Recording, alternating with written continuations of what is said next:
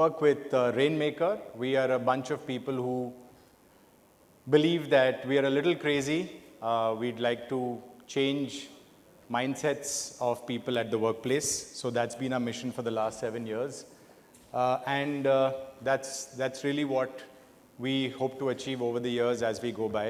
And we do this through a combination of methods, deep expertise in areas that we have come to sort of really make our own. That's the organization that I represent. That's the bunch of people that we all work together. This is our mission. Every day when we wake up, we talk about how many minds and mindsets can we change, one mindset at a time.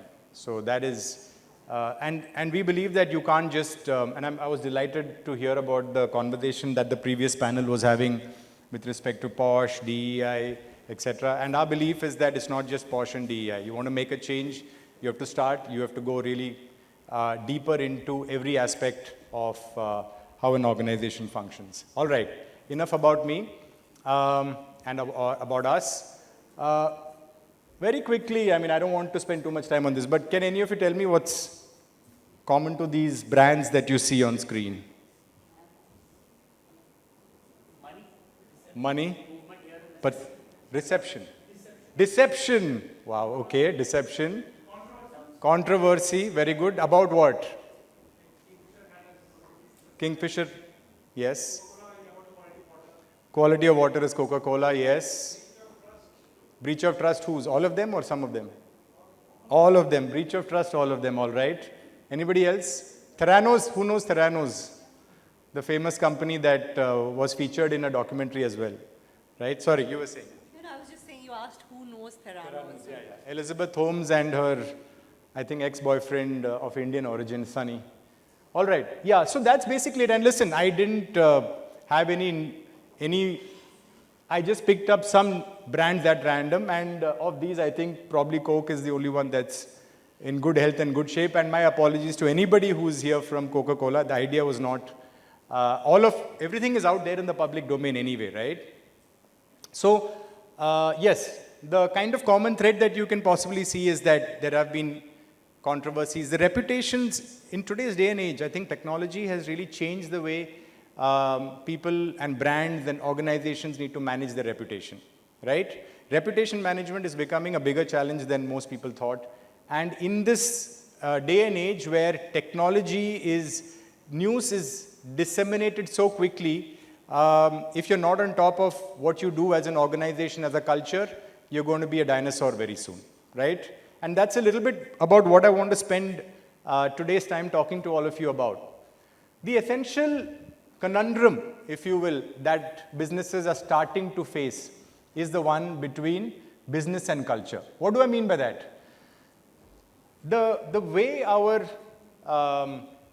organizations, the systems, and not just in India, I think probably globally as well, we are very focused on result orientation, right? It's a fact. It's the reality of the world we live in. The bottom line, as we keep saying it, right? Or the top line, whatever you want to take. But results is all that matters. In that race to achieve results, we end up compromising on a whole host of stuff. We take shortcuts. We do stuff that prioritizes business outcomes over a focus on culture, right? And there is a very interesting research published in the Journal of Financial Economics. Leaders actually do believe that culture is the way to kind of, really, a positive culture is the way to create value. They do believe that. However, what's interesting is, what is preventing them from building that culture? What is really preventing them is that they don't actually, notwithstanding the fact that they don't,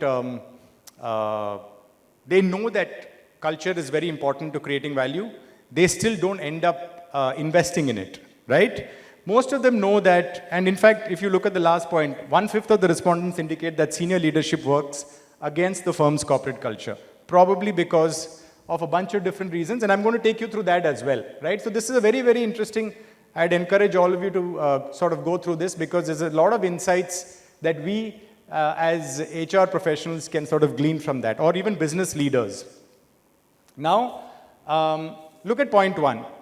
Impatient investors, inadequate governance structures, and lack of attention to culture. Basically, investors are driving culture in a way that forces the culture to be sort of more immediate result oriented. And this is what a CEO had called the culture of instant quarterly results, quarterly gratification. That is what is driving this conundrum. And in the process, what happens is you don't end up building a culture that is a little more longer term. So employee trust, capacity constraints such as limited time or resources, yeah, you're always running to meet the next quarter's numbers. Where are you going to be able to focus on building a culture from a longer term perspective, right? And of course, lack of a catalyst, which is really, let's say, if there was an immediate need for us to do something, then we would have done it. But in the absence of that, we are going to continue because you are doing then what is acceptable, right? Nobody is going to fault you for trying to push through your quarterly numbers or a culture that focuses only on business outcomes. So that is really where we are. But here's the most interesting slide for all of you. I'd urge you to all take a look at this, right? Ethisphere conducted a survey, and according to their ethics index, okay, they listed the listed 2022 world's most ethical companies, okay? They outperformed a comparable index of large cap companies by a factor of 24%. Just look at these numbers from 2017 to 2022. Companies that are ethical are really moving quickly and growing faster. You can see that the data is not lying. It's over a 5-year period. I'd urge you all to pick up the Ethisphere report. It's very revealing. It has a lot of insights, and I was really blown away. Ethics is most definitely the future, and the future is here, right? So if we as organizations do not invest in ethics and culture, it's akin to putting your head in the sand, like an ostrich. Now, therefore, how do you focus on ethical leadership? What do you need to do? Primarily, managers, senior leaders, senior leadership, these are all the folks that one needs to focus on from the perspective of ethical leadership, right? That is really what we as an organization need to do. And this is really the aspect that we need to now focus on. Now, the one thing I think, there was a slide here, I'm not sure if it's, can somebody help? I think there's a video here that I wanted to play. I'm not sure why it's not coming. Can you play this, or should I go ahead? It's fine if you need more time to figure it out. I'll go ahead and then come back. Yeah, it's okay. While you figure it out, I'll go ahead to the rest of the deck. So this brings us to the most important part of what organizations need to focus on. And there's a lot of text, but long story short is companies that are driven by values, right? The important aspect is companies that are driven by values. You will see they focus more on long-term value for their employees, which includes employees, customers, shareholders, and all the communities they operate in. Values-driven organizations. What does that mean? That basically means that every organization needs to kind of put together their values at the outset. Now, we all know that a lot of us have values. They probably, some of them, the yardstick or the rule of thumb is that have no more than 3 or 4 values because it's easy to remember. And they tend to be, even if it is traditional, conventional one like respect, accountability, all of those lovely words that make sense, that's all good, provided you're actually putting them into practice. And you're living it, you're pushing it through your leadership, right? So values-driven leadership realizes its full potential when leaders embody and wholeheartedly embrace the declared values. So you cannot just pay lip service to it. You have to really lead from the front and say, this is what I as the leader believe in. You could be the CEO, you could be the CHRO, you could be anybody in the C-suite, you could also be a first-time manager. But the minute it starts at the top and cascades down, you will find a difference in the way your organization reacts, because people always look to their leaders and the culture is always set at the top. I don't believe culture can be set bottom up. It's always the leaders who have to set by example, right? So it's very clear that now leaders have to set goals beyond mere financial success, right? That much is clear. There is no two ways around it.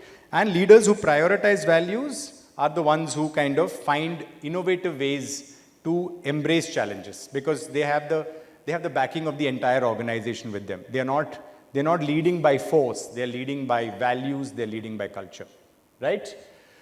Now, where does HR come into all this, right? In my view, this entire change, HR has such a critical role to play in this. The entire change has to be actually led by human resources, human capital, people and culture, call it what you will.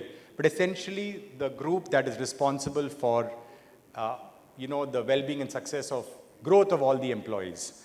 And it is defined by, if HR is able to start by defining the shared values, conduct an exercise by which you take everybody along and say, okay, fine, I'm going to define the shared values of this organization, and then push the management to walk the talk. Easier said than done, agreed. But once you get management buy-in on the shared values, you can also get management buy-in to walk the talk. And you have honest, candid conversations with the management to say, listen, if anything that in our values makes you uncomfortable, let's not add it. Let's not pay lip service. Put only things that you believe you as the management of this organization can deliver, can walk the talk on. That is where the contribution to an organization by human resources or HR makes all the difference, right? You will be driving this initiative. It is in your hands.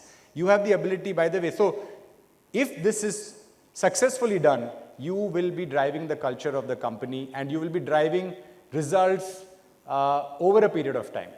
You will be adding to the top line and the bottom line of the company. Why? We'll come to that in a bit. But among other things, what it does is it inspires a sense of community amongst your employees.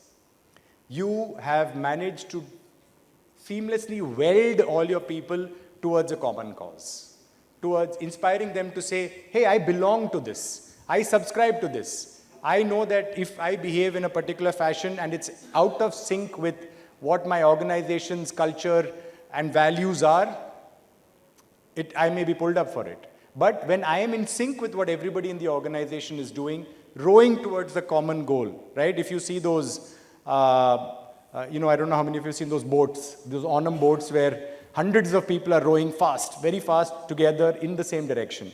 It's kind of like that. If a leader inspires through a values-driven approach, through a cultural-driven approach, you will find that everybody is happy to row harder and harder, right? So, eventually, basically, you have to focus on business outcomes, of course. But how do you do that? Create a brand identity that associates your brand with certain values.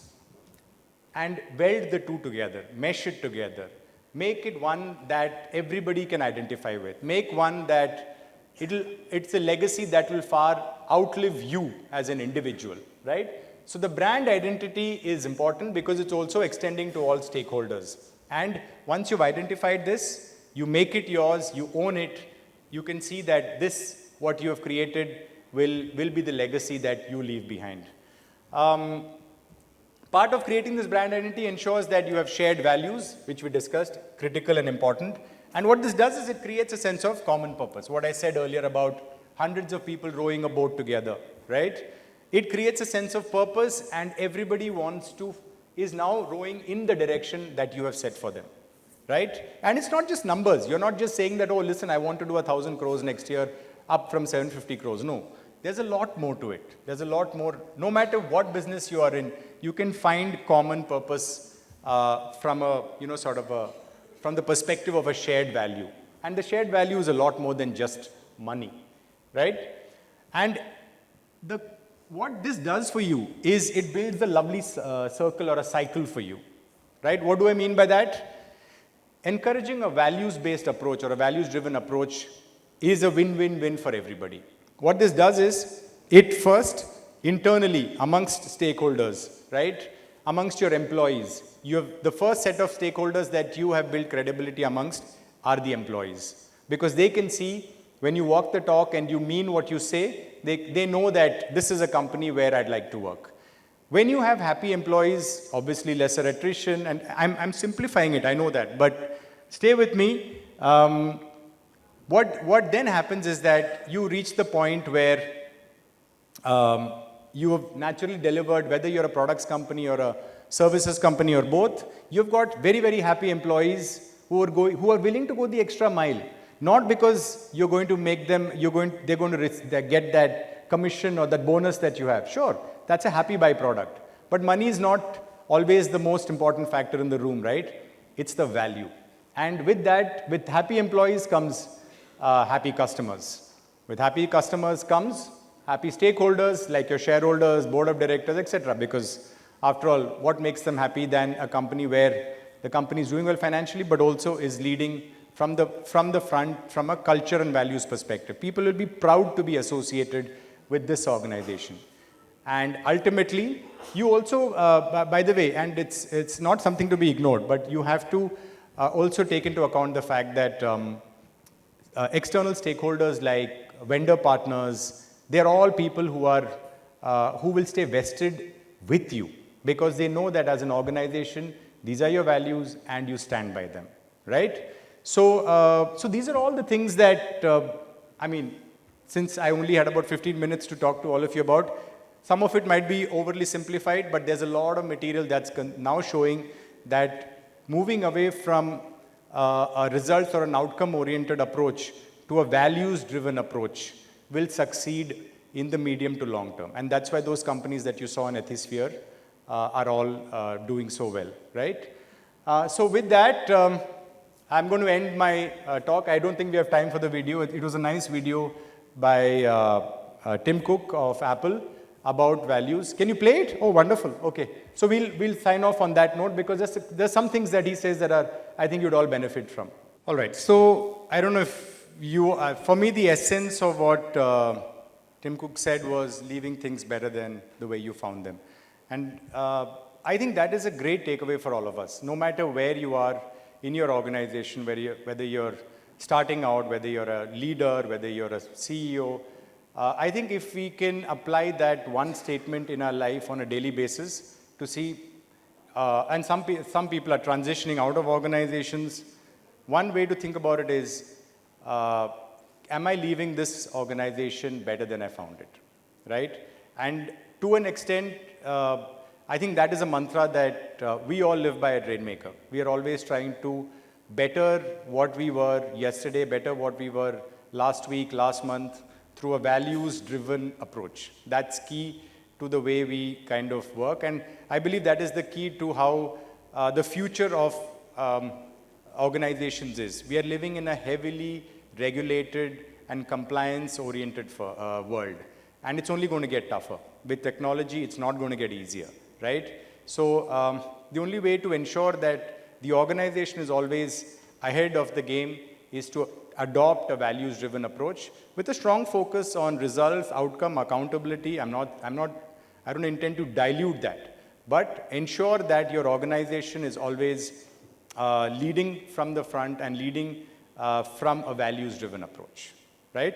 So I realized that I was out of time more than 5 or 10 minutes ago, so I'm going to stop. Thank you all so much.